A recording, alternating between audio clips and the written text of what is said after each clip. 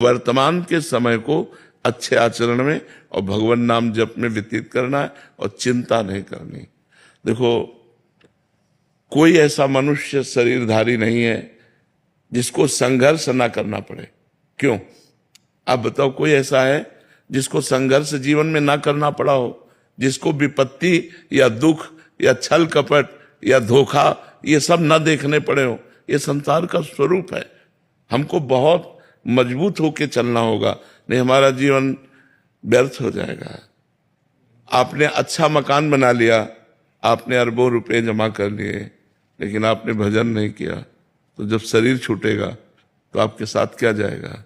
किया हुआ पाप कर्म, किया हुआ पुण्य कर्म, भजन तो किया नहीं, तो फिर यही आवागमन चक्र, यही सुख दुख का चक्र। इसलिए संत और गुरु के पास जाया जाता है अमोघ वस्तु प्राप्त करने के लिए। अमोघ माने जिसका नाश न हो, जो व्यर्थ न हो, वो है भगवान का नाम, वो है भगवान का मार्ग, वो है भगवान की लीला कथा, भगवान से प्रेम। ये हमें जीवन को प्रकाश में बनाने के लिए अत्यंत आवश्यक है, और इसके लिए कुछ छोड़ना नहीं है। मतलब जैसे लोगों के दिमाग में रहता है कि हम घर द्वार छोड़ दें, हम इस बात से आपको बिल्कुल, हम खुद छोड़े हुए हैं, बचपन से छोड़े हुए हैं, तो अनुभव की बात कह रहे हैं। हमको उद्देश्य बदलना है, सिर्फ उद्देश्य। हमको स्थान नहीं बदलना, भेष नहीं बदलना, क्रियाएं नहीं बदलनी। गृहस्थी में अगर हम किसान हैं तो किसानी ही करनी है, व्यापारी हैं तो व्यापारी करना है। हमको उद्देश्य बदल देना है। अगर उद्देश्य धन रहा, मान प्रतिष्ठा रही, तो भेष बदल देने पर भी काम नहीं बनेगा, देश बदल देने पर भी काम नहीं बनेगा। देश और भेष बदलने से भगवान की प्राप्ति नहीं होती, उद्देश्य बदलने से भगवान की प्राप्ति होती है। तो हम नाम जप करें और जो कर्म करें वो अच्छा कर्म करें।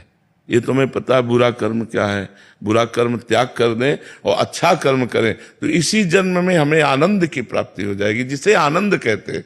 रुपए में आनंद नहीं है, मकान में आनंद नहीं है, एसी रूम में बैठा हुआ है, निगेटिव चिंतन जल रहा है, पंखा भी नहीं है, लेकिन पॉजिटिव चिंतन मस्त है। चिंतन पॉजिटिव है, वो मस्त है।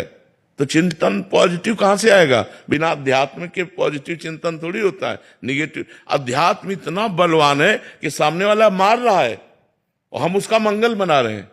तुम सुखी रहो, तुम्हें कभी दुख न पहुंचे, भगवान तुम्हें स्वस्थ रख। क्या ये मतलब है? क्या सामने वाला गाली दे रहा है, उसको मारने की चेष्टा कर रहा है, और